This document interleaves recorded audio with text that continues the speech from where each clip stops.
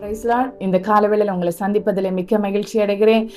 சங்கீதம் 81:16 நாம் வாசிக்கும் போது, உச்சிதமான கோதுமையினால் அவர்களை போஷிப்பார், கண்மலையின் தேனினால் உன்னை திருப்தியாக்குவேன் என்று நாம் வசனத்தில் வாசிக்கிறோம்.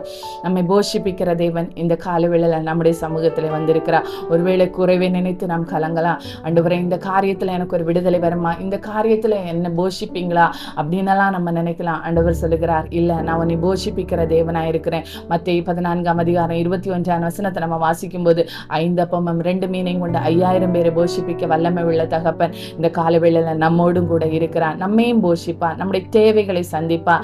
அதே 15:36 நம்ம மத்தியில வாசிக்கும் போது, 7 அப்பமும் சில மீன்களையும் கொண்டு 4000 பேரை போஷித்தார். போஷிப்பிக்கிறவர் மட்டுமல்ல, மீதம் எடுக்க உதவி செய்கிறவர். நம்ம நினைப்போம், ஆண்டவர் புதிய ஏற்பாடுல மட்டும்தானே போஷிப்பித்தார் அப்படின்னு.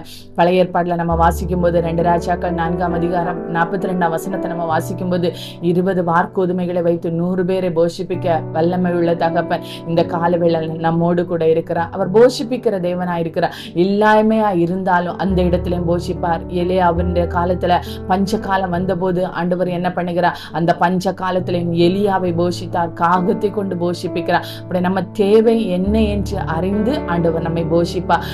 எந்த இடத்திலையுமே ஒன்றுமே இல்லாம இருக்கும்போது, ஒரு இடத்திலையுமே நம்முடைய தேவைகளை சந்திப்பதற்காக எந்த இடத்திலையும் எதுவுமே இல்லாம இருக்கும்போது நம்முடைய தேவைகளை சந்திக்க அவர் வல்லமை உள்ளவராய் இருக்கிறார். இந்த காலவேளையில ஆண்டவர் சொல்லுகிறார், இல்ல, நான் உன்னை போஷிப்பிக்கிற தேவனாய் இருக்கிறேன், நான் உன்னை திருப்தியாக்குகிற தேவனாய் இருக்கிறேன், உன்னை திருப்திப்படுத்துகிற தேவன் நான் அப்படி என்று இந்த காலவேளையில ஆண்டவர் சொல்லுகிறார். அப்ப நம்மை திருப்திப்படுத்துகிற தேவன் நம்மோடு கூட இருக்கிறார். எந்த காரியத்தை நினைத்து நீங்க கலக்கப்படுகிறீர்களோ, எந்த காரியத்தை நினைத்து நீங்க வேதனைப்படுகிறீர்களோ, அந்த காரியத்துக்கு இந்த காலவேளையில கர்த்தர் உங்களுக்கு விடுதலை தருவார். அவர் போஷிப்பிக்கிற தேவனாய், திருப்தியாக்குகிற தேவனாய் நம்மோடு கூட இருந்து நம்மை வெற்றிகரமாய் இந்த நாளை வழி நடத்துவார்.